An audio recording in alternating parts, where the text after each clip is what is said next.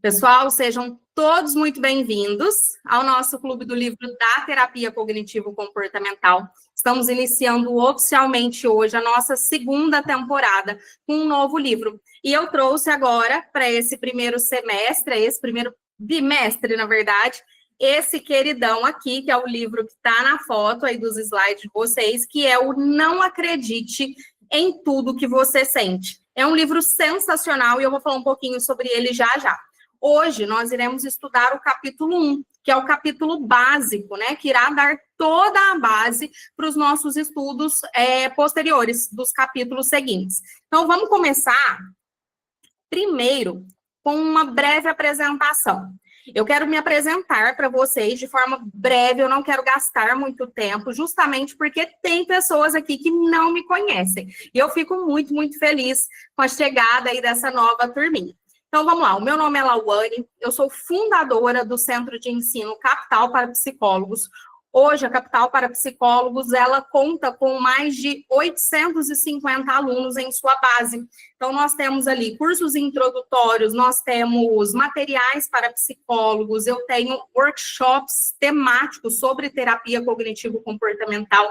Então, tem vários produtinhos aí que abrange principalmente o objetivo principal que eu tenho, que é trabalhar e ensinar profissionais da psicologia. Eu sou psicóloga, ainda atuo enquanto psicóloga, tenho os meus pacientes, sou supervisora, hoje esse é o meu carro-chefe, né? O que eu mais faço da minha vida é supervisionar outros profissionais, principalmente olhando para o raciocínio clínico desses profissionais. A gente sai ali daquela base mais básica, daquele funcionamento mais básico do terapeuta, que é basicamente estudar os casos, e hoje a gente trabalha olhando principalmente para o raciocínio clínico, para a forma que o terapeuta tem de pensar sobre esses casos, pensar em como utilizar determinadas estratégias, determinadas ferramentas. Sou mentora de jovens psicólogos e também palestrante. Sou especialista em terapia cognitivo-comportamental, sou formada em supervisão clínica para psicólogos. Atualmente, eu tenho na minha base mais de 300 aulas gravadas em TCC, tudo voltado aí para profissionais. E agora, com esse projeto, que é o meu queridinho, que é o projeto Clube do Livro em TCC, gratuito. Fizemos ano passado a primeira temporada, foi uma temporada teste para verificar a adesão dos profissionais e foi muito, muito bacana. Ano passado a gente leu esse livro aqui, que foi o Regulação Emocional em Psicoterapia, e agora hoje aqui com essa turma nova, nós estamos iniciando uma nova leitura, né, um novo grupo de estudos. Eu sou graduada pela Universidade de Franca, né, aqui da minha cidade, tenho formação prática e supervisionada em TCC pelo Instituto de Psicologia Cognitivo-Comportamental. Tenho um MBA em Coaching e Liderança para Gestão de Pessoas e Negócios. E tenho várias formações, além dessas que eu citei aqui na minha apresentação. Eu quero falar um pouquinho como que nós iremos trabalhar nesse Clube do Livro, nessa segunda temporada. Eu preciso que todos vocês estejam atentos e, claro, né, o chat está aberto aqui para que vocês possam tirar as dúvidas de vocês. Esse aqui é o nosso cronograma de previsão do nosso Clube do Livro. Se tudo correr bem, seguiremos ele exatamente como está aí nesse slide. Então, faremos as nossas reuniões toda quarta-feira até encerrar, né, dentro dessas datas, na verdade, porque, se eu não me engano, nós teremos feriados no meio do caminho, então prestem atenção nesse cronograma. Vocês terão acesso a esse cronograma tanto no Instagram quanto no material que eu irei disponibilizar. Então, será sempre encontros fixos nas quartas-feiras e teremos aí esse cronograma, né, do capítulo 1 ao capítulo 12, seguindo essas datas. Então, semana que vem teremos encontro ao vivo novamente. Eu quero trazer para vocês, antes de começar com o conteúdo, algumas regrinhas, né, do funcionamento geral do nosso clube. Tanto regrinhas e funcionamento que irá acontecer aqui hoje no nosso encontro, como também todos os outros encontros até o encerramento desse livro que nós iremos estudar juntos. A primeira temporada do nosso Clube do Livro da TCC foi sobre o livro Regulação Emocional em Psicoterapia, que é esse que está aí na foto do slide, que é esse que está aqui na minha mão. Nós vemos ele inteirinho, do capítulo 1 ao capítulo 10. O capítulo 11 é um breve resumo ali de tudo que acontece ao longo do caminho, de toda a leitura, e eu estou devendo essa aula para a turma, mas eu irei entregar o quanto antes. A primeira temporada já está disponível lá no meu canal do YouTube. Então, basta vocês digitarem lá, Regulação Emocional e Psicoterapia, e o meu nome, vocês irão encontrar uma playlist prontinha para vocês. Lá dentro do YouTube, vocês vão encontrar 11 aulas sobre esse livro. Foi a aula inaugural, foi diferente desse aqui. Eu fiz uma aula inaugural para trazer uma breve apresentação do livro, e depois vocês irão encontrar os 10 capítulos que nós estudamos ao longo dessa temporada. Agora, prestem atenção, essa informação ela é muito importante para que vocês não tenham dúvidas, principalmente para você, aluno, que quer participar dessa temporada comigo 100% na modalidade ao vivo, que é muito vantajoso, porque vocês podem interagir comigo, tirar as dúvidas, trazer as dúvidas do capítulo aqui para mim, eu resolvo na hora. Então, vamos lá. A participação semanal no ao vivo vai depender da atenção de vocês. Por quê? Ano passado, nós tivemos alguns problemas por conta da disponibilização que eu fiz do link num grupo muito grande de psicólogos que eu consegui montar. Então, lá no nosso grupo tinha mais de 300 pessoas e eu tive um pequeno probleminha com a divulgação desse link. Então, infelizmente, não seguiremos por esse caminho novamente. Então, como que faremos essa segunda temporada? É também uma temporada de teste, tá? Então, esse ano nós faremos o seguinte: lá no Instagram, na segunda ou na terça-feira, eu irei divulgar o Clube do Livro, igual eu fiz essa semana. Exatamente da mesma forma. Vou postar o cronograma, vou fazer o convite, e aí vocês irão solicitar a participação de vocês. Esse link que vocês estão usando hoje, ele não será utilizado novamente. Então, toda semana nós teremos um link novo, será um link exclusivo e semanal. Então, ou seja, vocês precisam prestar atenção ao convite. Então, toda semana, na segunda ou na terça-feira, ou até mesmo nos 2 dias, eu irei fazer esse convite aberto lá no Instagram. Todos vocês que estão comigo aqui hoje, foi solicitado. Todos vocês me mandaram uma mensagem solicitando esse link. Seguiremos nesse formato. Se funcionar, manteremos. Do contrário, precisarei descobrir outra forma de transmitir esse Clube do Livro de forma gratuita. As gravações serão disponibilizadas também no canal do YouTube. Eu também irei disponibilizar lá dentro, montarei uma playlist só desse livro. Então, quero montar a playlist organizadinha exatamente como a primeira temporada. A participação de vocês, assim como em todos os meus eventos ao vivo, é colaborativa e ativa. Só que, infelizmente, devido a tudo que aconteceu ano passado, com as invasões nas minhas aulas, eu estou optando dessa vez por vocês participarem ativamente comigo aqui pelo chat. Vocês vão perceber que vocês não conseguem compartilhar a tela comigo e nem ligar o microfone de vocês. Então, a participação, ela é ativa. Vocês podem tirar dúvidas, podem fazer comentários, só que apenas no chat. Infelizmente, foi necessário tomar essa medida de segurança também. Então, envie os comentários de vocês, envie as dúvidas de vocês aqui no chat para que a gente possa participar junto, para que a gente possa conversar junto sobre a temática do capítulo que está sendo discutido aqui no nosso encontro. Agora, essa informação também é muito importante. Os slides, esses slides que vocês estão assistindo aqui comigo, serão disponibilizados para vocês. Todos os 12 encontros, vocês terão acesso a esses slides. Como, Lau?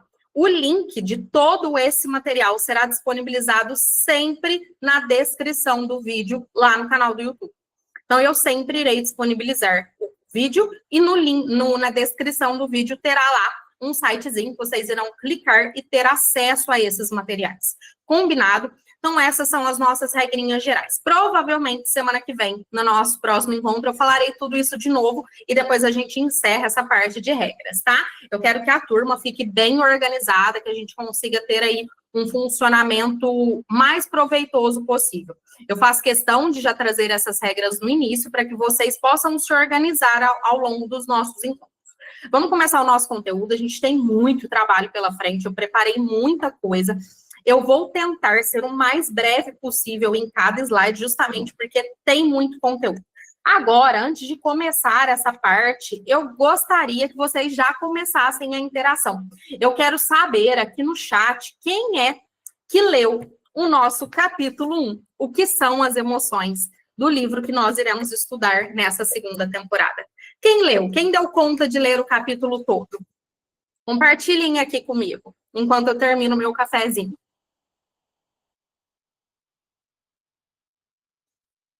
Quem leu o primeiro capítulo e já começou essa segunda temporada em dia com a leitura? Ano passado, o pessoal se embananou tudo na leitura, e tinha gente vindo que eu estava no capítulo 7, a pessoa ainda estava no capítulo 2, mas deu tudo certo. Todo mundo foi acompanhando, foi ficando disponível lá no YouTube, e a gente conseguiu concluir as nossas leituras. Ó, Geisiane, o Caio, quem mais que conseguiu ler esse primeiro capítulo? Eu vi que a Camila também estava estudando hoje durante o dia. A Flávia, que não entrou ainda, que vai entrar depois. Tá, ótimo. Então, vamos começar. Gente, quais são os objetivos centrais dessa nossa temporada, né? E quando eu falo dessa nossa temporada, eu estou falando do livro, né? Nós escolhemos aí essa temática, esse livro, e essa temporada será baseada 100% no conteúdo dele. Então, quais são os nossos objetivos centrais aqui das nossas reuniões nas quartas-feiras? Primeiro ponto é, eu quero trazer, enquanto supervisora, a compreensão profunda dos conceitos e a estrutura que o conceito, que o conteúdo desse livro nos oferece. Então, eu quero trazer para vocês o olhar profissional de um livro que é um livro leigo, que é um livro para pacientes, que é um livro recomendado para o público leigo. Então, enquanto supervisora, eu quero trazer essa compreensão mais profunda dos conceitos tratados nesse livro. Eu quero mostrar para vocês que toda essa estrutura que o livro disponibiliza para nós é uma estrutura que é facilmente aplicado na clínica pelo profissional da psicologia. Então, eu vou personalizar os nossos encontros, eu vou personalizar todo o nosso estudo, sempre falando para vocês, psicólogos. Eu escolhi um livro bem facinho para a gente começar o ano, porque quem participou ano passado sabe o quanto esse livro aqui é difícil, quanto a leitura desse livro aqui é puxada. Então, para começar o ano, peguei um livro um pouquinho mais fácil. E aí, um segundo ponto é, os nossos encontros aqui não serão encontros de releitura. Meu papel aqui não é pegar o capítulo 1 e ler para vocês. Essa obrigação é sua. Você está participando de um clube do livro e o objetivo do clube do livro é fazer com que vocês leiam. Então, tenham, né, essa organização. Ao longo da semana, estudem o capítulo do encontro. E é claro, não faltem, por favor, não faltem dos encontros porque deu uma atrasadinha ou porque não concluiu a leitura. Estejam presentes aqui comigo, para que vocês possam participar, para que vocês não se percam também. Porque eu sei que quando o negócio fica salvo, a gente vai se perdendo, a gente vai deixando escondidinho ali, fica para depois, e o ao vivo nos obriga a estarmos presentes aqui toda quarta-feira às 7h30 da noite. Então, não é uma releitura. Eu vou trazer para vocês o conteúdo do capítulo, porém eu vou trazer segundo o meu olhar, segundo a minha prática, segundo o jeito que eu trabalho, segundo aquilo que eu sempre ensino os meus supervisionandos. Então, por favor, leiam um capítulo antes para que vocês compreendam os conceitos que eu estou trazendo, para que vocês compreendam de onde eu tirei determinada ferramenta, determinada prática. Outra coisa, nós iremos trabalhar aqui também a compreensão do significado e o funcionamento das emoções. Vocês vão perceber que se vocês assistirem essa segunda temporada, para quem não participou, principalmente lá da primeira, essa segunda temporada vai dar uma base muito boa para vocês compreenderem ainda melhor esse aqui, que é um pouco mais difícil, porque nós iremos trabalhar aqui com uma visão facilitada para que você, terapeuta, saiba trabalhar com as emoções dos seus pacientes, para que você entenda qual é o papel dessas emoções na vida clínica do meu paciente e na vida clínica que eu tenho enquanto terapeuta, porque é uma união. Todo o nosso aprendizado enquanto psicólogo é uma união entre o que eu sei e o que eu preciso fazer para ajudar o meu paciente. Então, esse é um dos objetivos que nós temos aqui também com essa temporada. Outra coisa, os nossos encontros aqui, eles não serão básicos.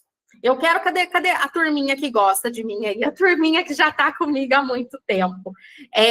Para quem já está comigo há muito tempo, sabe que eu não ofereço absolutamente nada básico.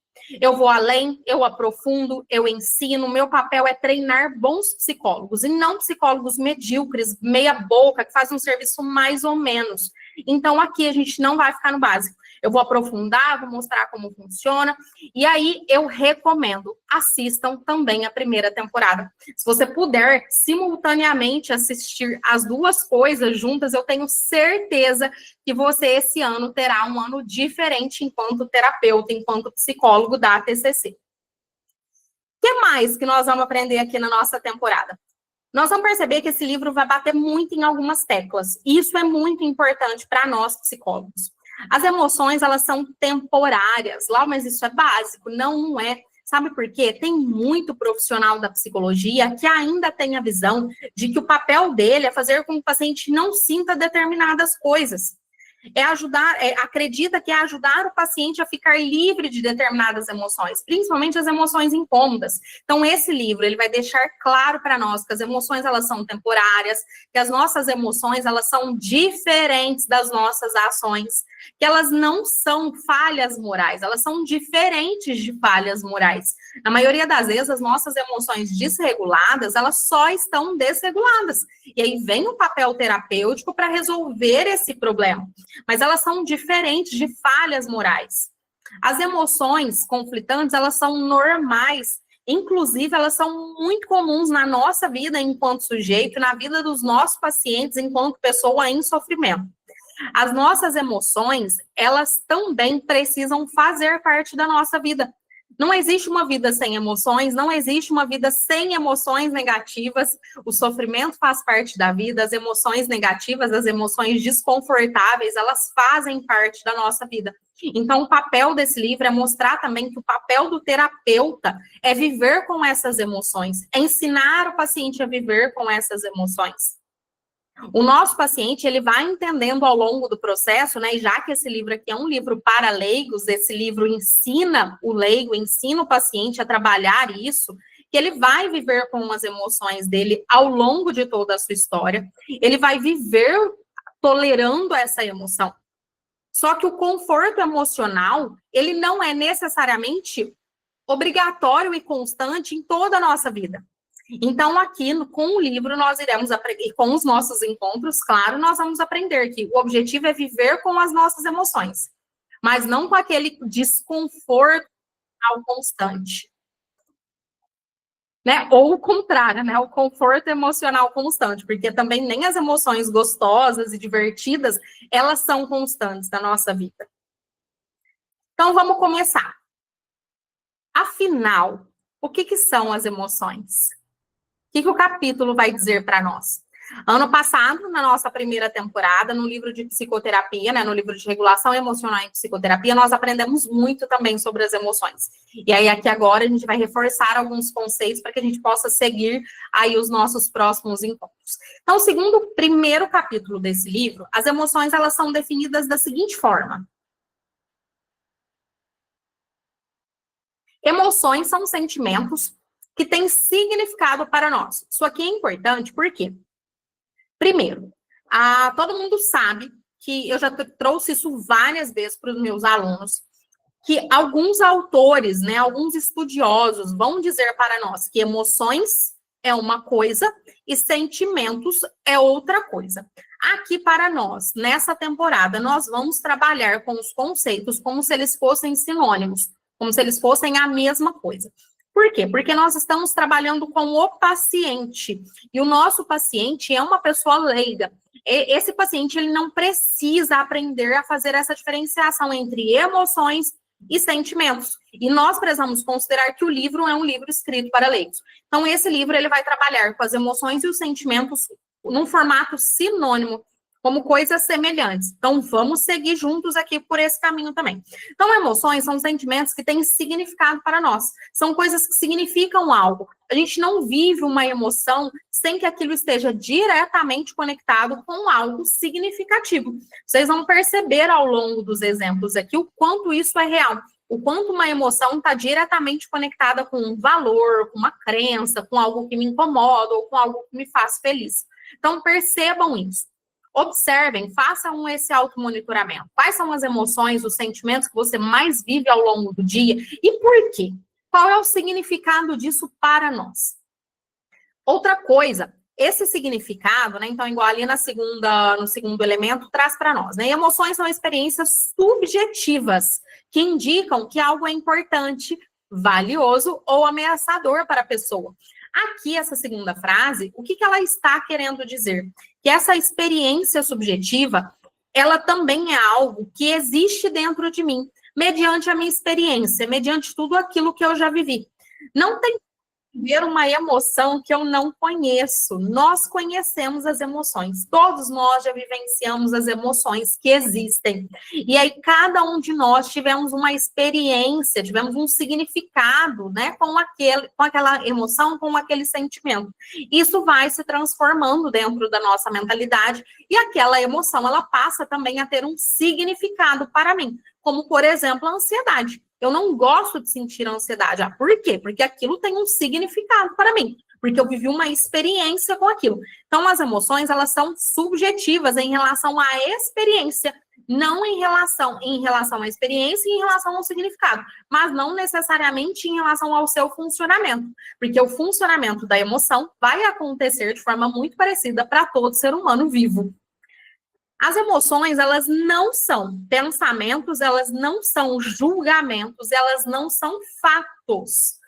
Emoções são só emoções. Então, as emoções, elas são respostas afetivas, né, do cunho do afeto, ao modo como nós interpretamos o que acontece conosco. Ou seja, TCC clássica, né, TCC pura aqui para nós. Então, vem o livro e diz para nós, olha, as emoções, elas não são pensamentos, não se confundam. Emoções são só emoções, enquanto pensamentos é um outro bloco cognitivo que nós temos e que a TCC trabalha também. Então, as emoções, elas não são nem verdadeiras e nem falsas. Por que elas não são verdadeiras e nem falsas? Porque, na verdade, as nossas emoções, elas existem.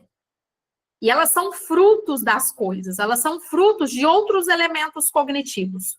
E nós sentimos elas. Mas ela não necessariamente é falsa, não necessariamente é verdadeira. Então, tomem cuidado ao psicoeducar isso para o paciente. Que o paciente ele vai precisar entender que a emoção dele simplesmente existe. E ele, enquanto protagonista da sua própria vida, agora em terapia, ele vai aprender a fazer um manejo do funcionamento dessa emoção. Ele vai aprender a lidar com essa emoção. Então, sentir uma emoção é um sinal de que a pessoa ela está viva. Essa pessoa está respirando. Todos nós estamos, nesse exato momento, sentindo alguma coisa. Todos nós estamos. Por quê? Porque todos nós que estamos aqui nesse momento, estamos cumprindo essa última frase do slide. Nós estamos vivos, nós estamos conscientes e nós estamos envolvidos no mundo, envolvidos com as coisas que estão acontecendo no mundo. Então, eu estou aqui agora falando um monte de coisa, psicoeducando, falando sobre as emoções, e cada um de vocês que estão aqui comigo estão pensando coisas, estão tendo uma experiência com esse conteúdo. E todo esse movimento está gerando em vocês um determinado tipo de emoção. Observem aí. Percebam, vocês estão sentindo coisas. Já que nós estamos vivos, conscientes, estamos presentes, vivendo nesse mundo. Para continuar, né? Pensamentos são avaliações ou crenças sobre a realidade. Ó, nós mudamos a temática. Estávamos falando de emoções e agora vem o livro e diz para nós, olha, pensamentos, aquilo que a gente pensa, são as nossas interpretações. É a forma na qual a gente avalia as coisas que acontecem sobre a nossa realidade.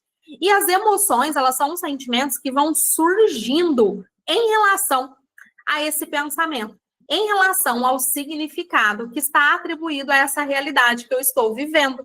Então, pensamentos são os frutos das nossas interpretações e essas interpretações irão gerar em nós sentimentos, irão gerar em nós as emoções que nós iremos trabalhar em sessão com os pacientes.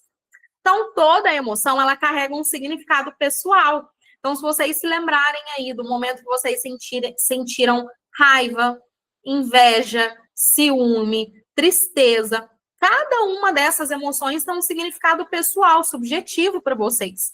Então, olha lá, por exemplo, solidão vai indicar, geralmente indica a importância da conexão para alguém. Então, quando o paciente te fala, olha, eu tenho me sentido muito solitário no domingo à noite.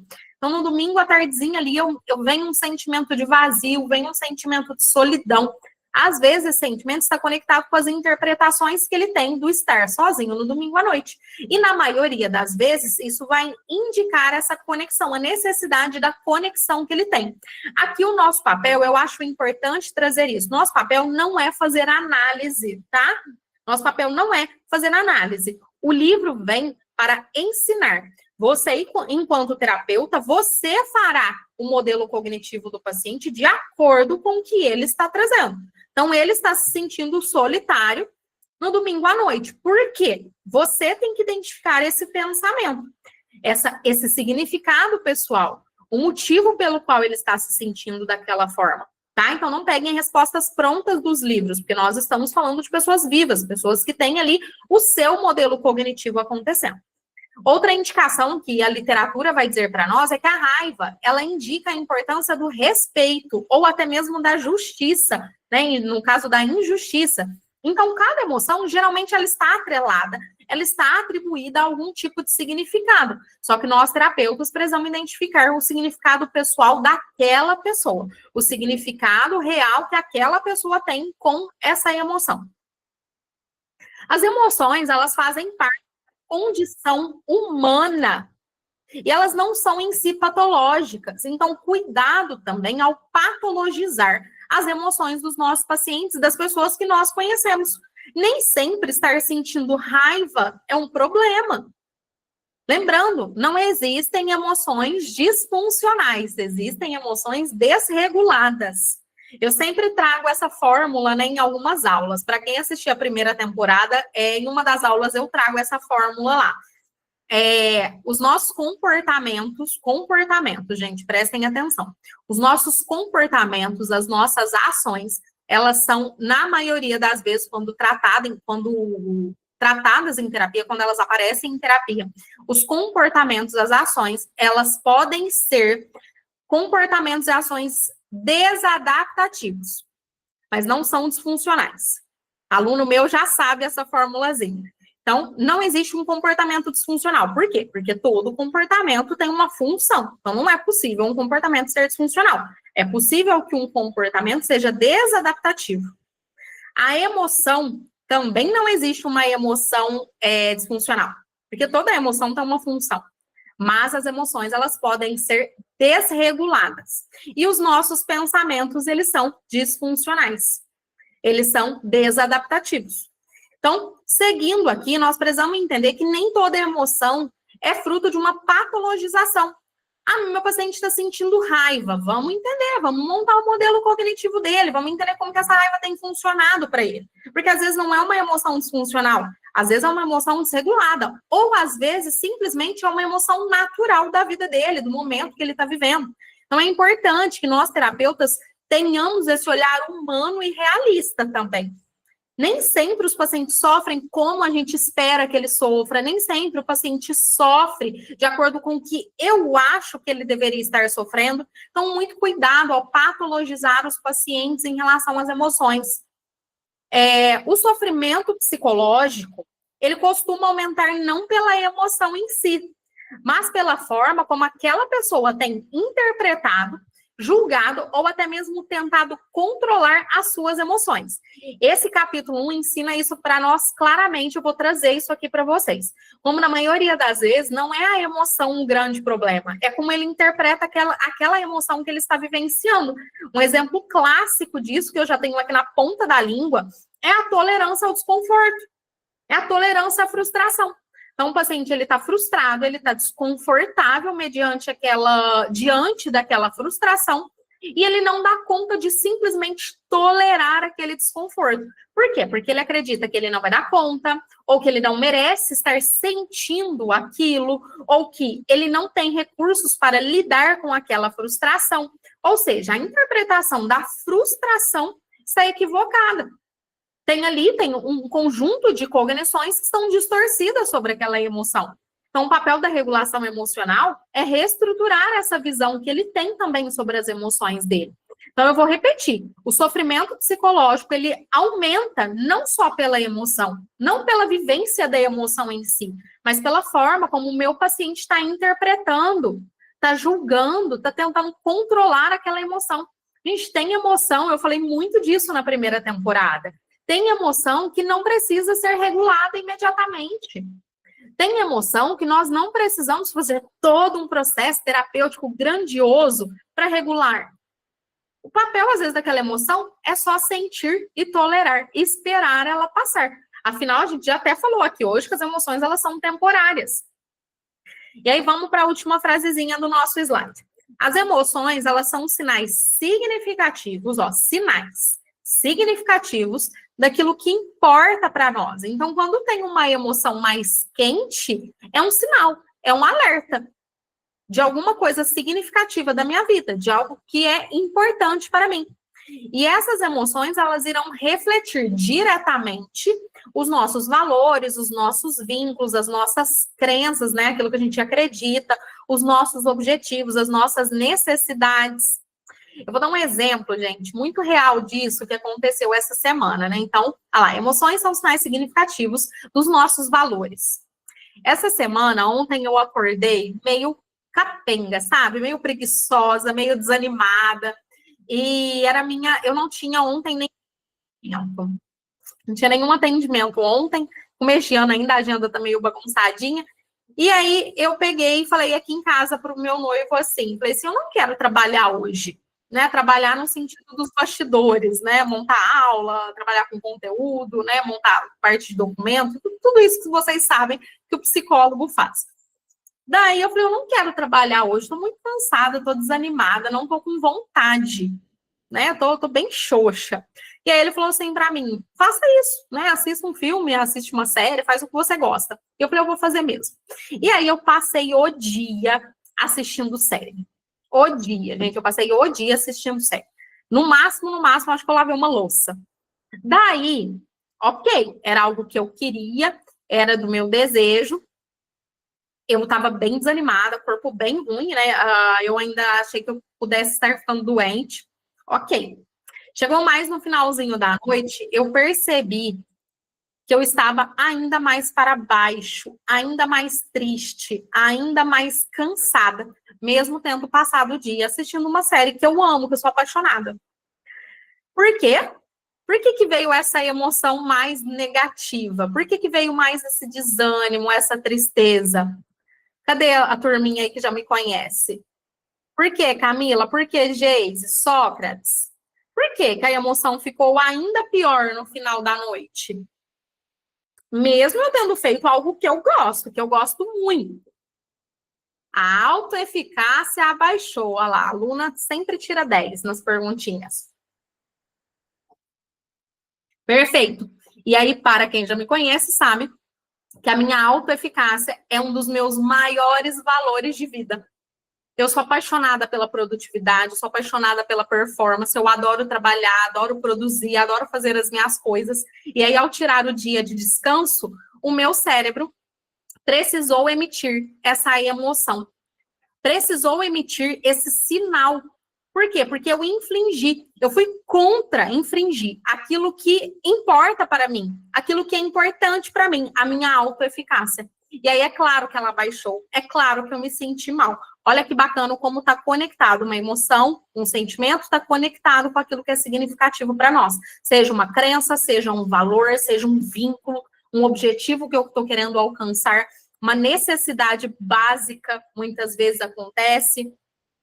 Então, aqui tem alguns exemplos de emoções. No livro também ele te dá, né, alguns exemplos. Né? Essas aqui são as mais tradicionais que nós conhecemos. Tristeza, ansiedade, raiva, solidão, ciúme, inveja, alegria, ambivalência, medo, empolgação e animação, cansaço, desânimo. E aí, olhando para essas emoções, eu reforço, cuidado com a visão patologizante dessas emoções. Meu paciente está se sentindo muito desanimado, significa então que ele tem depressão. Meu paciente é muito raivoso, significa então que ele tem um transtorno de personalidade. Meu paciente está muito triste, significa então que ele tem. Gente, cuidado, né? Tudo depende de uma avaliação mais criteriosa. Cuidado com esse olhar clínico. Entenda primeiro o funcionamento daquela emoção naquele contexto, na vida daquele paciente. Aí o livro traz para nós também um diário das emoções. Isso aqui nós podemos passar para os nossos pacientes, tanto para psicoeducar sobre o funcionamento de cada uma dessas emoções, como também para que ele aprenda a fazer o automonitoramento dele. Esse registro, essa foto que eu trouxe aqui nos slides, ele está disponível, essa imagem está disponível lá no livro, né? Então, peguem ali, montem no Word, montem no Excel e disponibilizem isso para o paciente. Então, as emoções, elas são, é o significado, é um marcador da nossa vida. Igual a gente falou lá no começo. Não tem como eu estar viva, vivendo nesse mundo, consciente, sem estar vivendo um determinado tipo de emoção. Todos nós estamos sentindo o tempo todo. Então, a emoção, as emoções, o conjunto de emoções que nós temos, é um marcador da nossa vida. E da nossa consciência. Do eu estou sentindo. Isso é estar consciente, é estar presente, vivendo as suas emoções. Então, sentir é viver. Não tem como ficar livre disso. Se você está vivendo, você está sentindo. Se você está sentindo, você está vivendo. Ponto final. Isso é indiscutível. Isso é importante para nós terapeutas também, porque às vezes a gente olha aquela emoção do paciente como se fosse algo problemático. E às vezes não é. Às vezes ele só está te sinalizando, eu estou vivo. Eu estou consciente, eu sou um ser humano, eu não sou um robô, então sim, eu estou sentindo coisas. Então o autor, ele começa, inclusive, o capítulo trazendo essa comparação, né? Humanos versus robôs. Robôs não sentem, humanos sentem. Que é a nossa capacidade cognitiva, prestem atenção, a nossa capacidade cognitiva, ó, cognição, ela é diferente da nossa capacidade emocional.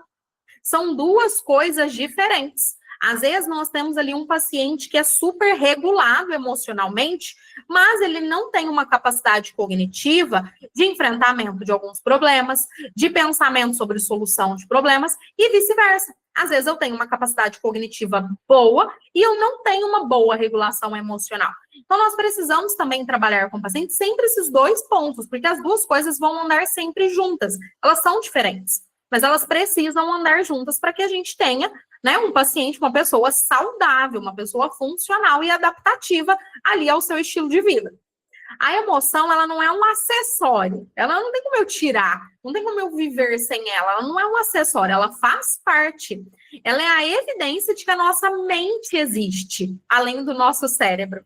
Isso aqui a gente aprende lá no começo da faculdade, né? Que existe um cérebro, que é essa parte material da coisa, e nós temos ali a vida psíquica, que é a nossa mente. E as emoções, elas são a evidência de que isso é real, de que isso existe. Não é só esse cérebro funcionante ali. Não, nós temos uma mente por trás disso. Nós temos valores atrelados a isso. Nós temos valores em relação às emoções. Nós temos vínculos que dependem dessas emoções.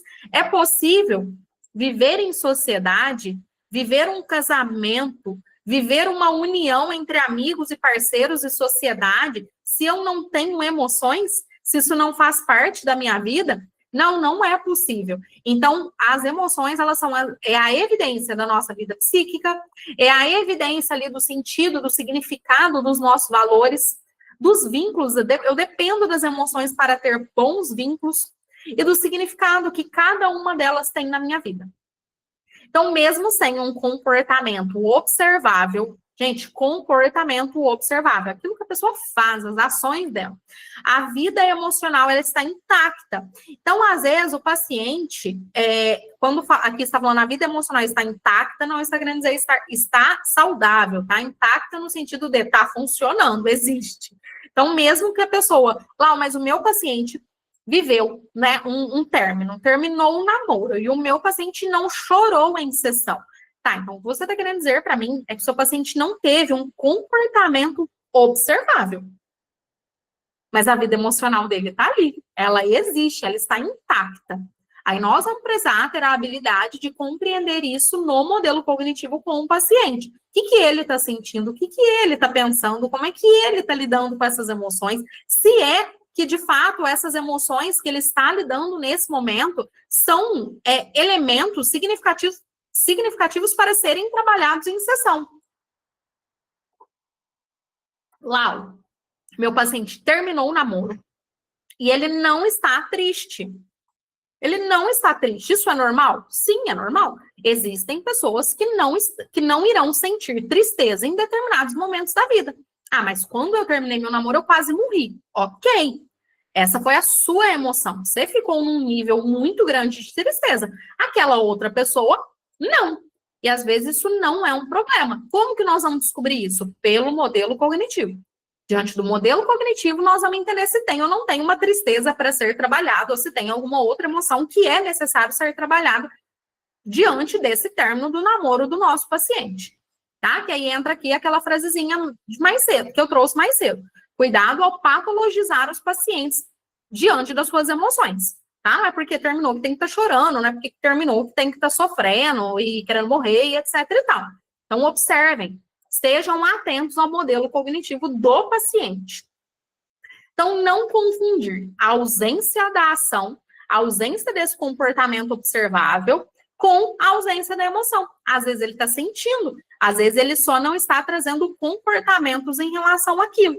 E aí, de novo, o bom terapeuta, ele sabe fazer descoberta guiada, ele sabe ouvir os elementos do modelo cognitivo comportamental na sessão com o paciente. As emoções, eu sei que vocês estão cansados de saber isso, né? Mas eu vou trazer ainda assim, né? A gente não pode perder aí esses elementos básicos hoje, porque eles vão dar realmente uma base de estudos para os próximos capítulos. Então, as emoções, elas são diferentes de pensamentos. Por quê? Porque são cognições diferentes. Então, nós temos as cognições dos pensamentos, que são as declarações, né? As falas, né? As verbalizações, as avaliações, aquilo que eu avalio de uma determinada situação, as interpretações, as crenças, as previsões que nós temos, né? Aqui tem um monte de gente que é excelente em prever futuro, né? Então, as previsões, as imaginações que nós temos. Então, esses pensamentos, esse fruto, né? Esse movimento cognitivo, eles podem ser verdadeiros ou falsos, ou mentirosos, ou enganadores. Eu e os meus pacientes, às vezes a gente brinca, né, que alguns pensamentos, algumas cognições, algumas interpretações que a gente faz, elas nos enganam. São pensamentos enganadores. Eles mentem para nós, né? Eu falo que os nossos pensamentos são perigosos. Eles podem ser maravilhosos, mas eles também, numa grande maioria das vezes, principalmente quando a gente está mais adoecido, eles são perigosos. E as emoções são diferentes desses pensamentos. Então, as emoções, elas não são interpretações, elas são sentimentos, a gente sente. Elas são frutos das nossas experiências subjetivas, particulares. Elas envolvem os nossos estados afetivos. Elas não são nem verdadeiras e nem falsas, né? Elas são sentidas. Elas não são discutidas em termos de verdade. Isso aqui, antigamente, todo mundo aí tem um familiar mais velho que já ouviu isso e interpretou de forma equivocada. A pessoa ouviu essa frase e interpretou de forma equivocada. E eu super entendo o porquê que eles ouviram isso e interpretaram de maneira errada. Que é aquela visão antiga que a gente tem do isso é coisa da sua cabeça. Esse sentimento, essa ansiedade é coisa da sua cabeça. E aí eles interpretam isso como algo errado, né? Como algo equivocado, como se aquela emoção não existisse. Então, peraí, se é coisa da minha cabeça, isso não existe. Não é bem assim. O que essa frase de mau gosto está querendo dizer é: isso é fruto daquilo que você pensa. Então, sim, é coisa da sua cabeça. Então, nós vamos ter que trabalhar o que está dentro da sua cabeça. Mas isso não necessariamente quer dizer que aquela emoção não é real, ela não é verdadeira, que eu não esteja sentindo ela. Então, elas são sentidas, elas não são discutidas em termos de verdade. Aí eu acho que meu paciente está sentindo ansiedade. Não, isso é coisa da cabeça dele, né? Ele está sentindo ansiedade. E essa ansiedade é fruto do que está acontecendo dentro da cabeça dele, dentro da mentalidade dele. Então, exemplo aí para a gente matar essa diferenciação é: lá nos pensamentos, nós vamos ter frases do tipo: eu vou ser reprovado. Ela é mais inteligente do que eu. Tal coisa de ruim pode acontecer comigo. eu não vou me dar bem em tal prova. Isso são interpretações, são declarações, são avaliações das situações que eu vivo. E as emoções, a frase geralmente ela é diferente. Eu estou triste, eu estou me sentindo vazia, eu estou com raiva, eu estou me sentindo desanimado, eu estou me sentindo preocupado e ansioso. Então, aqui o que vai fazer sentido para nós? Perguntar se um pensamento é verdadeiro, é fruto da realidade, isso faz sentido para o terapeuta. Agora, perguntar se aquela emoção do paciente, ou até mesmo as nossas emoções, elas são verdadeiras, isso já não faz nenhum sentido clínico. Justamente porque, sim, as emoções, elas são verdadeiras. Mesmo que elas sejam frutos de interpretações equivocadas, de pensamentos disfuncionais, ainda assim, elas são verdadeiras. Aqui, o livro traz um exemplo para nós, né, do modelo cognitivo clássico, né? Todos os livros, né, irão trazer para nós modelos cognitivos clássicos, para que o terapeuta que esteja ali estudando, a pessoa que esteja estudando, consiga compreender esse modelo cognitivo de forma mais didática possível. E eu adoro quando o modelo cognitivo retratado, ilustrado no livro, faz esse movimento das setinhas bidirecionais, que elas vão deixar claro, essas flechas estão dizendo o seguinte para nós: não tem resposta para aquela perguntinha do o ovo, o que vem primeiro, o ovo ou a galinha. Isso aqui é muito importante para o terapeuta entender, porque antigamente, até numa das primeiras formações que eu fiz, ainda tinha uma mentalidade, tudo que você ia estudar tinha uma mentalidade muito rígida do primeiro vem um pensamento, depois vem a emoção. Então, se tem emoção, tem que ter um pensamento ali que gerou essa emoção primeiro. Hoje, os autores vêm dizer para nós, né, a literatura vem dizer para nós que é bidirecional. Não importa de onde vem, não tem problema. Se o paciente identificou primeiro a emoção e depois o pensamento, não tem problema. Então, é importante que vocês tenham essa mentalidade para não fazer também com que a sessão fique dura, rígida, chata. Então, pelo amor de Deus, me fala seu pensamento, me fala seu pensamento. Se você sentiu, tem pensamento. Ouve o paciente. Às vezes, a interpretação daquela emoção já é fruto para ser trabalhado. Não necessariamente o pensamento que gerou aquela emoção naquele determinado momento. Deixa eu ler um comentário aqui da Camila. Lau, se as emoções são verdadeiras, como o não acredite em tudo que você sente? Justamente porque elas são frutos. Elas são frutos das cognições mal interpretadas que nós temos. Então, às vezes, eu estou me sentindo ansiosa. A ansiedade, ela é real. Mas, necessariamente, o que gerou aquela ansiedade é... Lembrando, eu estou usando o exemplo da ansiedade, correto? A ansiedade, ela não é uma emoção que ela deve ser derivada de um perigo. De um perigo. Hoje, antes de entrar aqui para a nossa segunda temporada, eu estava com o coração a 1000 por hora, porque por mais que eu esteja habituada a gravar aula, estar em grupos grandes e tal, em ser assistida, eu estou acostumada. Isso ainda me gera ansiedade. Estar aqui hoje, no primeiro capítulo, começando uma temática nova, com uma turma nova, com pessoas novas, eu sabia que nós teríamos pessoas novas aqui hoje. Eu fiquei ansiosa. É um sinal de alerta. Mas o que eu fiz? Eu não acreditei naquilo. Eu deixei a ansiedade ali. Por quê? Porque eu sei que aquela ansiedade, naquele momento, ela é fruto de algo equivocado. Eu não tenho por que ter medo de estar aqui. Eu estou aqui hoje com profissionais que estão querendo aprender comigo. É só isso. E aí a ansiedade passou. Tanto que eu bati um papo com o pessoal aqui antes de começar a gravar e a gente seguiu aqui com o nosso conteúdo. Quando o paciente diz se sentir sozinho, seria um pensamento, ele não está sabendo verbalizar de acordo com o modelo cognitivo. E não tem problema, tá? Por mais que na terapia a gente vai ensinando ali o paciente a verbalizar de forma correta, mesmo quando ele diz de forma incorreta, né? Utiliza os termos de forma incorreta, não tem problema. Então, quando ele diz, eu estou me sentindo sozinho, é sentimento. Que aí a gente vai conectar esse sentimento com a solidão.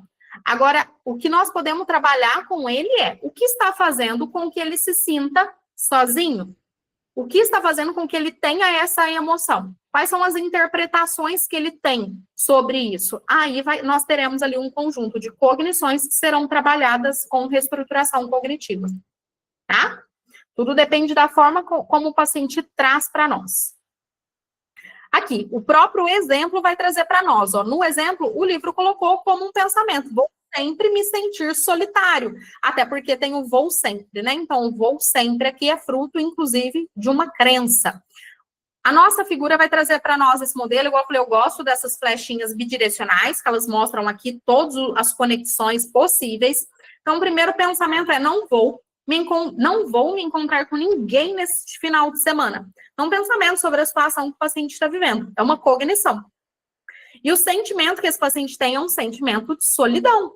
É um sentimento como resultado do pensamento. Ele está lá pensando sobre o final de semana dele e ele pensa: não vou me encontrar com ninguém neste final de semana.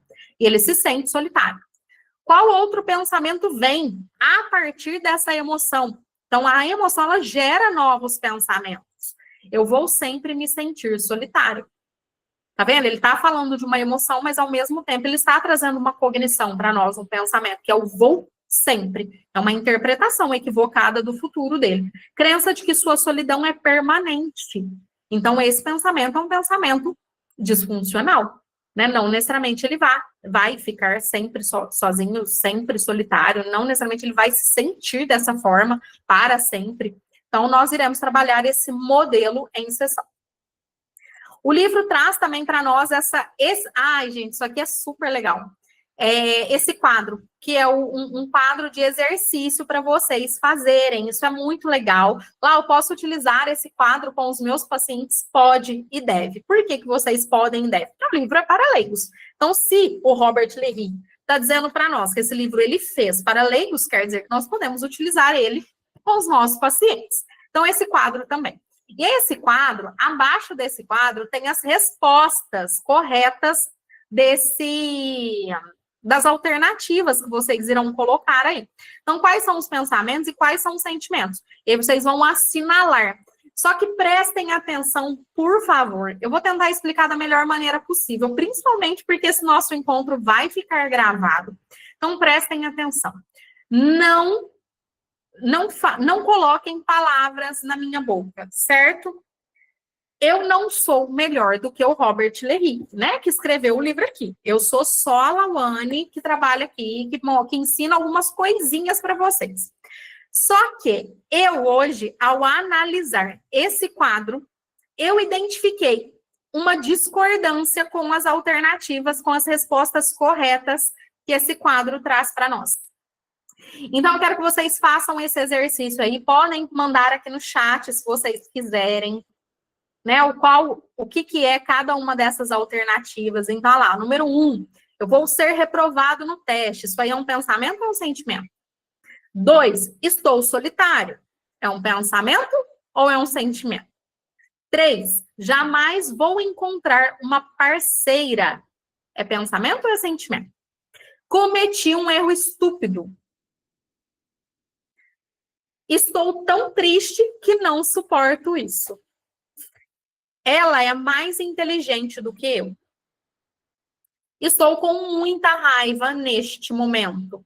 Então, cada uma dessas afirmações tem uma resposta. E é igual eu falei, o autor do livro coloca as respostas embaixo do quadrinho e todos vocês, provavelmente que leram, né, viram as respostas aí. Eu cortei as respostas porque, igual eu disse, eu tive uma pequena discordância. Ai, que delícia, mas eu sou tão feliz, gente, vocês não têm noção. Ah lá, nós temos uma aluna aqui, ó. A Luana é minha aluna, já foi minha supervisionanda, vez ou outra volta, né, Lu? E a Lu trouxe aqui para nós a número 5. Tem uma pegadinha maravilhosa. Mas eu tenho um orgulho. É exatamente sobre isso, Lu, que eu estou trazendo. A número 5, nós temos uma pegadinha. Apesar do Robert Lee falar para nós que a número 5, ela é classificada como sentimento, isso está errado, isso está equivocado. Justamente porque, leiam a frase, eu estou tão triste. Isso é sentimento, é indiscutível. Eu estou triste, eu estou me sentindo triste. Porém, nós temos ali junto um pensamento, uma cognição, que é eu não suporto isso. Como é que não suporta? O não suportar não é sentimento. Acreditar que eu não suporto não é sentimento. É uma cognição, é um pensamento. Então, igual a Lu trouxe, é sim uma interpretação, é sim uma pegadinha. Deixa eu ver aqui as respostas que o Sócrates trouxe. Primeira, pensamento. Segundo, sentimento. Terceiro, pensamento. Quarto, pensamento. O 5 ele colocou como sentimento, justamente porque está ali o estou triste. 6, pensamento. E o 7, sentimento. Perfeito. Deixa eu ver aqui os comentários. Concordo com você, faz sentido. A Geis falou, ele tem um sentimento, mas tem uma interpretação sobre a tristeza. Logo, ele tem um pensamento. Maravilha. Eu fico muito orgulhosa, gente. Eu juro que eu fico mesmo. Meu olho enche de água de ver esse movimento. Esse exercício, que aí eu já vou dar bronca já junto aqui com vocês. Algumas pessoas leem esse exercício e os outros, tantos que tem no livro, e acreditam que é um exercício bobinho, que é um exercício muito facinho. Gente, nunca partam desse princípio. Isso é uma distorção cognitiva. Nunca partam desse princípio. Como, por exemplo, eu já ouvi de paciente, eu acho cartão de enfrentamento muito bobo, muito simples, muito bobinho para fazer, eu acho que não funciona. Isso é uma distorção cognitiva. A mesma coisa vale para os exercícios dos livros. Para os exercícios que eu passo, não existe nada bobo, é um treinamento. Tanto que esse quadrinho parece ser um quadrinho super bobinho, super facinho de preencher, e nós temos ali um erro, nós temos ali um equívoco, nós temos ali uma pegadinha, igual a gente discutiu aqui. Falando nessa questão do não é tão simples, né? Falei no início do nosso encontro, eu quero trazer para vocês coisas aqui além do básico. Meu papel é treinar terapeutas, não é ensinar o básico, não é ficar ensinando coisinhas que estão escritas nos livros, porque para isso vocês podem ler. Meu papel aqui é treinar terapeutas. Para quem já me conhece, sabe que nós estamos abrindo uma turma do Grupo Prático de Técnicas em TCC. Quando vocês lerem lá no cronograma do nosso grupo de técnicas em TCC, eu tenho alunos aqui da turma 1 do nosso grupo. E agora a gente está abrindo uma turma 2, iremos iniciar na próxima terça-feira. Quando vocês pegam lá o quadrinho do cronograma, e aí, olha, eu lembro quando eu montei esse cronograma, eu falei assim, isso aqui é um tiro no pé do meu marketing, né? Porque aí, quando você lê o cronograma, você pensa assim, que cronograma bobo, ela vai ensinar isso aqui, mas isso aqui é muito simples. Gente, eu tenho provas de que nada é tão simples quanto parece. Cada uma das técnicas simples que estão descritas ali no nosso cronograma, por exemplo, eu gasto 2 horas para treinar o nosso grupo a olhar para aquela técnica. Camila está aí, Camila quiser dar um feedback aí para a turma ver. O primeiro encontro, por exemplo, desse grupo prático de técnicas em TCC é o elemento mais básico da TCC, que é o modelo cognitivo comportamental. E aí eu mostro como psicoeducar de forma correta, quando psicoeducar, de qual forma, como incluir isso no plano de tratamento do paciente. E aí a gente gasta 2 horas, passando entre toda a teoria desse modelo cognitivo e mostrando de forma prática como utilizar isso na clínica. Então, se você tem interesse em conhecer melhor as técnicas da TCC, aprender melhor a utilizar essas técnicas, fique comigo aqui até o final do nosso encontro, que além de mostrar para vocês aí essa divulgação, eu quero também oferecer para vocês um cupomzinho de desconto para que vocês possam fazer parte dessa segunda turma do nosso grupo prático de técnicas. Vamos sair do básico e vamos para o avançado, vamos para o raciocínio clínico, vamos aprender a praticar de fato e aprender a praticar de uma forma diferente do que a maioria dos profissionais fazem. Aí o livro traz para nós aqui, de novo, com aquele olhar bidirecional, que é esse olhar dessas flechinhas que uma coisa conecta com a outra. Então, olha lá, o Tom, ele é grosseiro comigo, isso aqui é um pensamento. Então, teve uma situação específica que gerou ali um pensamento automático no nosso paciente. Então, Tom é grosseiro comigo, é um fato, é uma realidade. Esse paciente viveu isso. O colega foi grosseiro com ele. E ele teve um pensamento. E esse pensamento foi, eu não posso suportar que alguém seja grosseiro comigo. Esse pensamento vem novamente mais uma conexão cognitiva, que é, eu devo ficar com raiva se alguém for grosseiro. É uma regra aí, né? Eu devo ficar com com raiva. Então, todas as vezes que as pessoas forem grosseiros comigo, eu devo. Lembrando, né, que são as pegadinhas das crenças intermediárias. Eu tenho que ficar com raiva. E aí vem a raiva. E aí, obviamente, por que eu disse que isso aqui é bidirecional? Porque a raiva provavelmente gerou também no nosso paciente mais pensamentos, mais cognições. Então, uma coisa leva a outra. A relação bidirecional. Eu trouxe aqui um tópico para a gente discutir sobre isso. Vou tentar avançar, porque a gente tem muito conteúdo ainda. Porém, claro, né, o nosso tempo está quase encerrando. Vou tentar acelerar um pouquinho mais aqui com vocês. A relação bidirecional que o livro traz para nós é uma relação que todo terapeuta precisa aprender, que é essa conexão que eu disse entre pensamento e emoção. Uma coisa gera a outra e a outra gera outra. Então, eu citei aqui, lembrando, vocês terão acesso a esses slides lá no canal do YouTube na hora que que essa aula for liberada. O que quer dizer bidirecional? Bidirecional nada mais é do que a conexão ou a interação de duas vias, onde os elementos envolvidos se influenciem mutuamente, elas acontecem juntas, enviando e recebendo informações ou efeitos em ambas as direções. É uma coisa gerando a outra, diferentemente de uma via de mão única. Então, no modelo cognitivo, na TCC, olhando para a mentalidade do paciente, a gente não anda assim, ó, a gente anda assim. É uma coisa cruzando com a outra. Tanto que o próprio plano de tratamento dos pacientes funciona assim.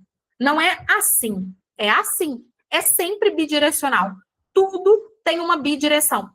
Tudo tem uma bidireção. O modelo cognitivo tem o plano de tratamento, tem a sessão, a estrutura da sessão faz assim, o plano de tratamento do paciente faz assim. Então, o capítulo, ele estabelece para nós 3 níveis de interação nessa bidireção. Pensamentos geram emoções. Ok, já sabíamos disso. Emoções geram pensamentos. Voltamos para os pensamentos. Pensamentos sobre emoções geram novas emoções. Olha como é tudo assim, ó. Uma coisa cruzando com a outra.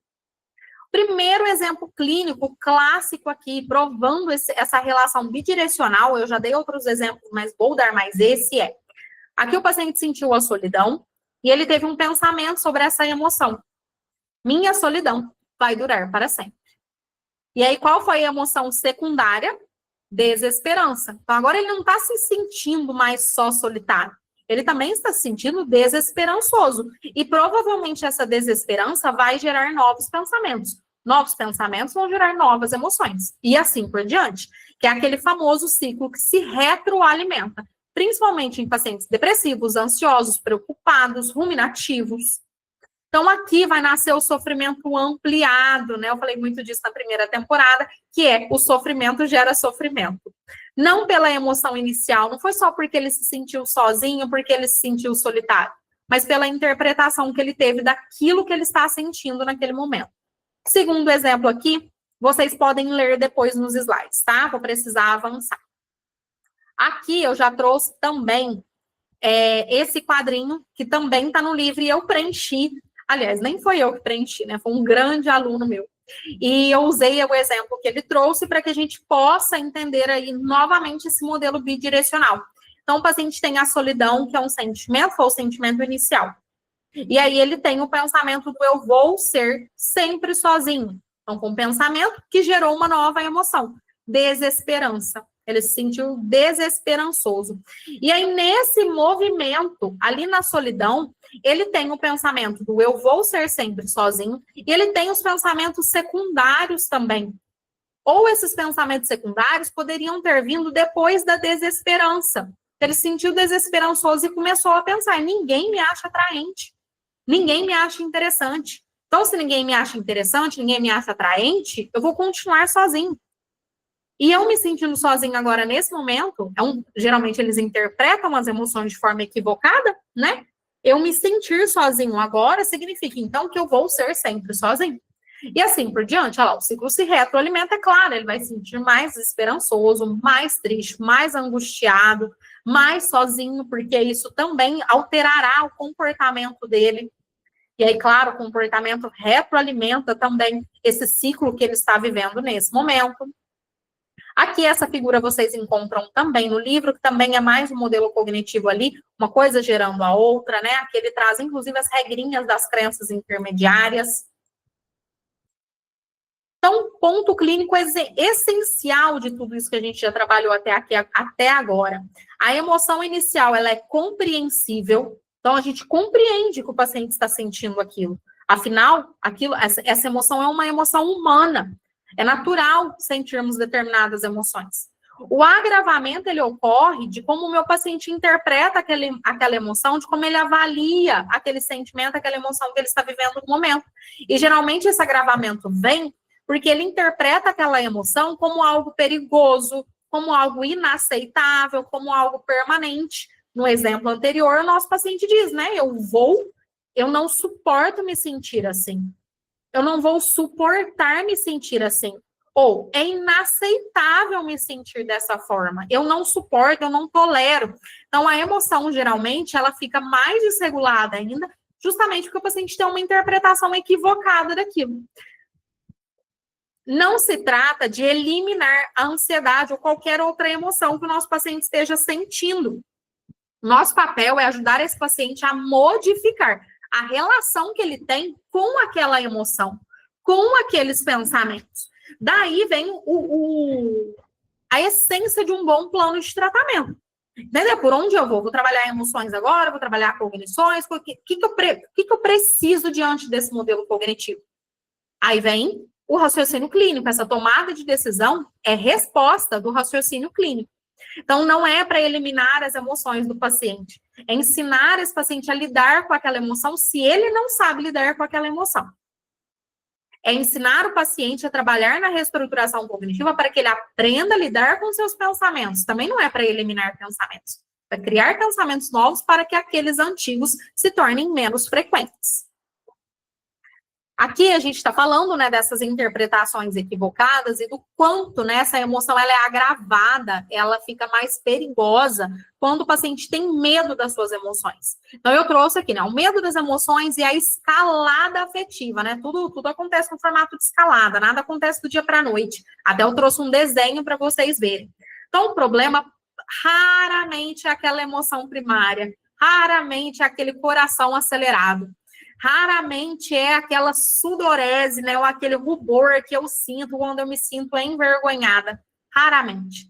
Geralmente, o problema tá na interpretação daquele sintoma, na interpretação daquela emoção, até mesmo daquele sentimento fisiológico, como eu acabei de citar aqui. Então, lá, os exemplos, né? Ansiedade sobre ansiedade, então me sinto ansiosa de estar ansiosa, tenho vergonha por me sentir, por ter raiva, eu me sinto culpada quando eu estou me sentindo triste, eu tenho medo de perder o controle, né? Essa é uma distorção cognitiva que a gente trabalha com praticamente todos os pacientes que têm ansiedade. Então, esse processo, ele intensifica. Quando eu interpreto mal uma emoção minha, uma emoção natural, uma emoção humana, esse processo, ele se intensifica. A emoção se altera, a emoção se desregula. Para isso, clinicamente, nós temos principalmente, prestem atenção, nós temos esse livro aqui, ó. Porque quando tudo está acontecendo, nós vamos utilizar as principais técnicas que esse livro da nossa primeira temporada irá oferecer. Então, clinicamente, esses elementos citados nesse slide serão trabalhados com aceitação, com regulação emocional, com mindfulness, com difusão cognitiva, com validação emocional. Vocês têm uma temporada inteira e gratuita para vocês aprenderem todos esses elementos terapêuticos, para vocês aplicarem com os nossos pacientes, principalmente esses que têm essas interpretações, esse medo das emoções. Os desencadeantes emocionais perigosos, né, que a gente tem falado, eles não surgem do nada. Nem eles, nem os perigos sobre as emoções e nem as emoções. Elas não surgem do nada. Elas funcionam no formato de escada. É uma escalada gradativa. Então, elas são ativadas por pensamentos, por ruminações, por mergulhos cognitivos. Meus supervisionandos sabem o que é isso. Por situações repetidas vezes que o paciente está vivendo ali uma atrás da outra. por pessoas, por horários, por estados fisiológicos. E, de novo, acontece no formato de escadinha. Não acontece assim. Uma emoção, ela não acontece simplesmente assim. Ela começa a acontecer. E ela vai acontecendo devagarzinho. Então, o automonitoramento do paciente, por exemplo, é essencial para que ele entenda isso. Eu não tenho um ataque de pânico assim. Eu não tenho uma crise impulsiva de raiva assim. As emoções, elas vão acontecendo de forma gradativa. Então, nós precisamos ensinar os nossos pacientes a mapear esse funcionamento, a mapear esse padrão emocional que ele tem, para que ele possa ter maior controle sobre isso. Então, nosso papel não é ficar combatendo determinadas emoções. Nosso papel é entender esse mapa e ajudar o paciente a entender também, para que aí sim eu ofereça, eu dê as intervenções necessárias para ele. Então, as nossas emoções, a gente já falou sobre isso, né? As nossas emoções, elas têm significados, como, por exemplo, esses que eu citei aqui no slide. A solidão geralmente está dizendo do valor, está falando, né? Do valor da conexão. A raiva, do valor de respeito e da justiça. Às vezes a gente se sente com raiva porque nós nos sentimos injustiçados ou desrespeitados. Observem, todas as vezes que a gente se sente com raiva, tem algo, tem um significado atribuído ali. Às vezes ao respeito, a falta de respeito, né? Às vezes eu me senti desrespeitada ou injustiçada. A ansiedade é a busca por proteção, por controle. Ciúme, a importância do vínculo, ou da insegurança, né? Desse sentimento de insegurança, fruto da insegurança, das interpretações que eu tenho sobre algumas coisas. Tristeza, sobre frustração de algo significativo. Então, fiquei triste, porque eu me senti frustrada diante de algo que eu esperava e não aconteceu, da frustração das expectativas. Então, a emoção, ela, na maioria das vezes, ela é uma bússola dos nossos valores. Eu dei o meu exemplo prático aqui. Eu trouxe o meu exemplo aqui. Então, ao ir contra um valor que eu defendo, eu me senti triste, eu me senti desanimada. Então, ela é uma bússola. Quando eu percebo uma emoção, eu preciso usar essa bússola, entender qual valor meu está sendo corrompido aqui agora. Ela não é uma falha da minha moral, ela não é uma falha psicológica, ela não é algo que eu não deveria estar sentindo. Ela é uma bússola. E ela é um sinal de que algo está errado na minha mentalidade, na grande maioria das vezes, ou ela é essa bússola de valores que nós precisamos identificar, tanto na nossa vida quanto no modelo cognitivo do paciente. E aí o livro vai trazer para nós 5 partes da emoção. Isso aqui também está muito bem descrito no livro e está muito bem descrito no slide. Eu não vou aprofundar muito não, senão a gente vai perder muito tempo, gastar, né, na verdade. Gastar muito tempo com isso e ainda tem outros conteúdos que eu quero trazer aí nesses últimos minutinhos para nós. Então, toda a emoção, ela é composta por sensações físicas. Às vezes o paciente não sabe verbalizar a emoção que ele está sentindo, mas ele sabe verbalizar as sensações físicas. Afinal, toda a emoção tem essa composição. Tem essas sensações. Então, ela é composta por sensações físicas, ela é composta por crenças, são os significados cognitivos que aquele paciente tem, ou sobre o que ele está vivendo, ou até mesmo sobre as emoções. Ela é também composta por objetivos. A gente está sentindo algo porque tem um objetivo à frente. Ela é composta por comportamentos, lembrando, um comportamento não necessariamente algo ativo. O não fazer é também um comportamento. A paralisia é também um comportamento. A não ação é também um comportamento. E ela também é composta por tendências interpessoais. A gente falou sobre isso aqui. Então, cada uma dessas partes pode aumentar o sofrimento ou pode ser um alvo terapêutico para mudança, principalmente as tendências interpessoais, os comportamentos. Então, qualquer um dessas 5 partes, nós poderemos, dependendo de como for utilizado pelo paciente, aumentar o sofrimento dele, aumentar aquela emoção desconfortável, ou ela pode ser também um alvo terapêutico para ser trabalhado, para a gente direcionar o paciente para a sua mudança. Então, esse modelo ele vai estruturar as nossas intervenções a curto, médio e longo prazo. Por isso que é importante que o terapeuta estude sobre as emoções. É por isso que a nossa primeira e segunda temporada do Clube do Livro da TCC estão voltadas para isso. Então, aqui eu descrevi, eu quero que vocês leiam, que vocês estudem isso aqui depois, né? Igual eu falei, eu não vou passar por tudo aqui, porque senão a gente vai perder, vai ficar muito tempo nisso. Então, eu descrevi um pouco sobre o funcionamento das sensações físicas, eu descrevi um pouquinho sobre essas crenças, né? Significados cognitivos das emoções. Descrevi o que esse modelo de 5 partes está querendo dizer sobre objetivos, sobre comportamentos e sobre essas tendências interpessoais. Aí aqui a gente tem aí um modelinho para vocês entenderem melhor aqui, né? Então aqui a gente ainda está avaliando o sentimento do nosso paciente que tem a solidão, que se sente solitário. Sensações. Sentimento de peso em meu corpo, sensação de vazio, ó, ele está descrevendo, ele está narrando as reações fisiológicas dele. Quais crenças ele tem sobre essa emoção, sobre aquele momento solitário que ele está vivendo? Sempre vou estar sozinho, ninguém se importa comigo.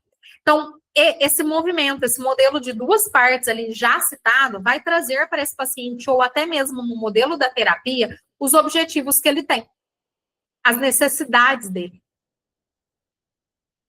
Qual é o objetivo dele? Ele quer se sentir conectado, então ele se sente solitário porque ele não está conectado. Ele quer sentir que se importam com ele. Então, quando ele se sente solitário, é justamente porque ele tem a interpretação, ele tem a avaliação cognitiva de que ninguém se importa com ele. Então, ele tem esse objetivo, ele quer ser querido, ele quer estar conectado com as pessoas. Só que aí ele tem um comportamento que é um comportamento desadaptativo. Ele se afasta dos outros. Ele se isola. Ele fica deitado no sofá assistindo a filmes. Isso vai contra os objetivos dele. E quando isso vai contra os objetivos dele, ele se sente, obviamente, solitário. E aí, qual é o funcionamento, qual é a direção terapêutica, a proposta de mudança que nós podemos apresentar para esse paciente e treinar ele a buscar isso?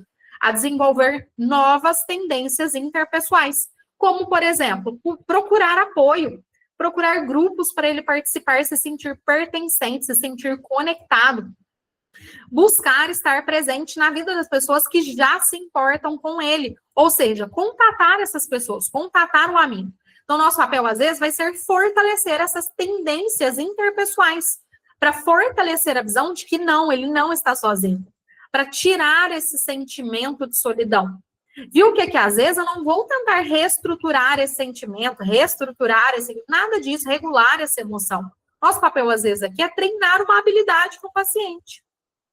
Então, a emoção, ela não é um fenômeno único, ela é bidirecional. Ela é um conjunto de componentes interligados. Gente, tudo na nossa mente acontece assim. É por isso que na TCC isso acontece dessa forma também. Identificar essas partes permite ao terapeuta intervir de forma mais precisa, escolhendo onde é possível promover a mudança. Falei pelo menos 1 milhão de vezes na minha vida. Conceitualizem os casos de vocês. Conceitualizem o funcionamento das emoções. Conceitualizem o obstáculo, o problema terapêutico que vocês estão enfrentando. É a conceitualização que vai conversar com vocês sobre isso, que vai mostrar para vocês onde fazer a intervenção. Onde que a minha intervenção pode funcionar melhor. Eu falei do nosso grupo prático de técnicas. Um dos nossos encontros é exatamente essa leitura da conceitualização cognitiva. É saber ler como esses elementos se conectam. Como escolher uma intervenção olhando para esse modelo cognitivo, olhando para esse modelo que está disfuncional, que não está funcionando bem na vida do paciente. É esse conjunto de componentes interligados, desenhados, mapeados, que vão me dar uma direção.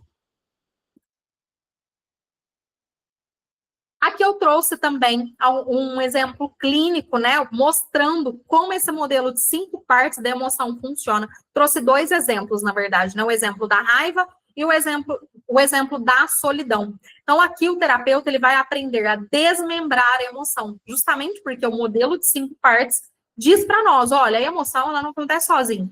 Ela não é só um conjunto de reações fisiológicas. Ela tem as sensações, ela tem as crenças, ela tem ali o cumprimento de um objetivo ou o descumprimento de um objetivo. Então, um conjunto de comportamentos conectados a essa emoção, que inclusive reforçam o aumento do sofrimento desse paciente. E nós temos ali, inclusive, uma tendência do paciente, que pode ser uma tendência disfuncional, desadaptativa, na qual eu posso trabalhar numa tendência mais funcional, mais adaptativa, que busca um maior resultado para esse paciente, que conecte ele ao objetivo central dele. Então, o terapeuta ele aprende a desmembrar essa emoção, olhar para essa emoção de forma fragmentada, em vez de tratar só num formato de bloco único. Tá, meu paciente está triste, eu vou trabalhar a tristeza. Desmembra essa emoção, entende essa emoção como um todo. Então, o objetivo não é sentir-se bem. Gente, isso é tão claro, né? Principalmente para quem tem um pouquinho mais de experiência, né? Tanto de idade de vida quanto de experiência clínica. O nosso objetivo na vida não é só se sentir bem, não é se sentir bem o tempo todo. A gente vai vendo, né? Nós vamos percebendo, a vida está acontecendo, a vida continua acontecendo. E com a vida acontecendo, nós temos os nossos sofrimentos, as nossas frustrações, as nossas tristezas, angústias e etc. O nosso objetivo enquanto pessoas vivas e enquanto terapeutas de pacientes, nosso objetivo é ensinar o nosso paciente a ser capaz de sentir tudo. Não é se sentir bem o tempo todo, confortável o tempo todo. É ser capaz de sentir coisas, de lidar com aquilo, de enfrentar aquilo, de ser tolerante. Quantos dos nossos pacientes são intolerantes às emoções desconfortáveis? Isso vai contra o sentido real da vida. Para encerrar, eu trouxe alguns pontos principais, mas eu não vou trazer eles agora. Eu vou fazer depois, eu vou dar algumas instruções para vocês sobre o nosso próximo encontro, mas antes eu quero fazer o convite aberto. Prestem atenção, não saiam daqui, estejam aqui comigo. Eu quero apresentar para vocês o meu grupo de técnicas em TCC. É um convite aberto para que vocês possam, em 2026, ter verdadeiramente um diferencial na prática clínica. Eu noto diariamente o quanto as técnicas mais básicas da TCC não são bem aplicadas. Não são colocadas em prática da forma na qual ela pode ser colocada. Por que eu digo isso? Porque às vezes a gente vai ali com uma técnica super bacana, super estratégica para a sessão. E chegando lá na sessão, eu aplico ela exatamente como ela está escrita no livro. E aí não tem o resultado esperado. Por que não tem o resultado esperado? Pela falta do raciocínio clínico. Então, o objetivo central do meu grupo de técnicas em TCC é te ensinar a pensar clinicamente, é te ensinar a pensar de forma estratégica, utilizando as 10 técnicas da TCC, que eu, Lauane, mais utilizo na minha prática. Por que você, Lauane? Porque, vamos lá, o nosso grupo de técnicas, ele é ensinado por mim, claro, né? E eu trago ali não só o que a literatura diz para nós que é necessário que seja feito com pacientes, mas eu trago principalmente a minha prática, como eu utilizo cada uma daquelas técnicas. Então, ao longo do nosso grupo, nós teremos 10 encontros. Serão 10 encontros ao vivo e em grupo, e aí com as câmeras ligadas, microfones ligados, porque o meu objetivo é treinar. Cada um dos psicólogos estão ali no ao vivo comigo. A Camila deu o feedback dela aí nos comentários, deem uma olhada. E dessa vez, essa segunda turma, nós tivemos a primeira turma ano passado, foi uma turma de sucesso.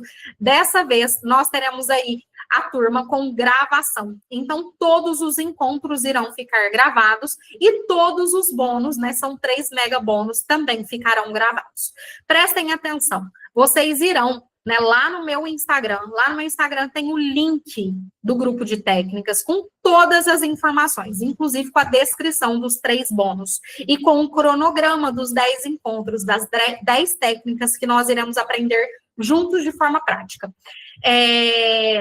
Eu uno, né, em cada um dos encontros eu vou unir a teoria, então vou mostrar exatamente como a teoria funciona e vou mostrar a melhor forma de colocar aquilo na vida real dos nossos pacientes. Então, clicando lá no botão de informações, vocês irão conhecer todo o funcionamento desse grupo. Porém, prestem atenção para vocês que estão comigo aqui hoje, tá? E hoje mesmo. Isso é válido apenas até amanhã à noite. Será válido apenas por 24 horas. Vocês têm acesso a um cupom de 20% de desconto. Lau, mas e se eu estiver assistindo a gravação? Infelizmente, eu não consigo garantir esse desconto para todo mundo. Então, esse desconto ficará disponível apenas por 24 horas, valendo a partir de agora até amanhã, às 9 horas da noite. E o cupom de 20%, anotem aí. Cupom de 20% é o aluno VIP. Então, vocês vão digitar no momento da compra a seguinte palavra, aluno VIP. Digitou lá no cupomzinho de desconto, vocês ganham 20% de desconto. Só para vocês terem noção, cada hora de prática dessas técnicas, se você utilizar esse cupom de desconto, vai sair por menos de R$37. Então, é uma baita oportunidade para vocês realmente aprenderem essas técnicas em TCC comigo, conhecerem melhor o meu trabalho também. É uma oportunidade para você que, nesse momento, não pode trabalhar de forma individual em um processo de supervisão. Eu até cito ali alguns valores, né, na descrição do nosso grupo. Então, estudem essa possibilidade. Eu estou à disposição para qualquer dúvida, mas o nosso objetivo aí é realmente fazer com que vocês tenham um 2026 diferenciado e com maiores resultados clínicos. E, claro, oferecendo ainda mais performance na vida dos pacientes de vocês. Então, para a gente encerrar a nossa noite, o nosso primeiro encontro do nosso queridão aqui, vou fazer o nosso resumo final de tudo que nós aprendemos aqui hoje, e eu espero verdadeiramente ver vocês no nosso grupo de técnicas semana que vem. Então, informem-se e inscrevam-se aproveitando aí o cupom de desconto, combinado? Então, para fechar, quais são os pontos principais, né, que nós precisamos sair daqui hoje bem gravadinho, realmente com bastante significado, para que a gente possa praticar isso nas nossas sessões. Sentimentos significam que você está vivo. Então, o paciente precisa saber disso. Isso é uma baita psicoeducação para a clínica. Pensamentos e sentimentos são diferentes. Então, o paciente, ele precisa aprender a fazer essa diferenciação. É a sua obrigação enquanto terapeuta. Lá onde eu aprendo isso? Na aula 1 e 2 do nosso grupo de técnicas. Pensamentos podem originar sentimentos. E sentimentos podem originar pensamentos. Lembrando, é bidirecional. Monitore as suas emoções. E note as mais desagradáveis e as agradáveis. Por que esse automonitoramento? Porque nós precisamos aprender a conhecer os nossos padrões. E aí, de novo, é a sua obrigação passar isso ao paciente, treinar o seu paciente nessa habilidade de automonitoramento, de diferenciação, de compreensão desse modelo cognitivo. Monitore o que desencadeia as emoções. Recentemente, um terapeuta me perguntou, né? Lau, como que faz? Como que o paciente vai fazer essa identificação? É a sua obrigação, enquanto terapeuta, ensinar o seu paciente a fazer o automonitoramento, faz parte da nossa vida. O terapeuta, o psicólogo, ele não faz o seu automonitoramento? Faz, não faz? Bom, eu espero que vocês façam. A gente se observa, a gente percebe o que eu estava sentindo, o que eu estava pensando, isso faz parte da nossa vida. É viver o momento presente, é viver o momento com consciência. Então, o nosso papel, enquanto psicólogo da TCC, é treinar o paciente a fazer isso também. As emoções, elas têm 5 partes, muito bem descritas, inclusive, no livro e aqui nos nossos materiais. São as sensações físicas, as suas crenças, os objetivos do paciente, os comportamentos, as suas tendências interpessoais. E cada uma dessas 5 partes, das nossas emoções, os nossos sentimentos, eles podem ser um alvo para a mudança. Então, eu quero que vocês gravem esses pontos principais. Isso aqui é o resumo básico da nossa leitura de hoje. Semana que vem, nós iremos seguir com os nossos estudos do livro Não Acredite em Tudo que Você Sente. Tá aqui, ó. É esse livro aqui. É um livro sensacional. E ele faz parte, ele vai complementar os seus estudos desse aqui, claro, se você tiver interesse em aprofundar o seu olhar mais teórico, mais técnico sobre as emoções. Semana que vem, nós iremos estudar o capítulo 2, que é o capítulo Validando os Sentimentos. Para quem fez parte da primeira temporada, sabe quanto está tudo muito conectado, né? Então, semana que vem, na quarta-feira, às 7h30 da noite, estaremos estudando o capítulo 2. O capítulo, gente, curtinho. Ele é menor do que esse de hoje. Ele tem 16 páginas. Lembrando, para que vocês participem das reuniões ao vivo, vocês precisam estarem ligados lá nos meus stories, porque é lá que eu irei divulgar e é lá que vocês irão solicitar a participação de vocês. Então, exatamente como vocês fizeram dessa vez, me solicitaram, pediram, eu enviei o link e vocês estão comigo aqui hoje. Para vocês que estão assistindo essa gravação, te desejo bons estudos também. Eu espero que você aproveite o máximo do nosso Clube do Livro e que você esteja presente aqui com toda a nossa turma, aproveitando todo esse conteúdo. Desejo para vocês aí uma boa semana e a gente vai conversando, a gente vai se vendo lá no Instagram. Combinado? Gente, um beijo e até semana que vem. Até o nosso próximo encontro.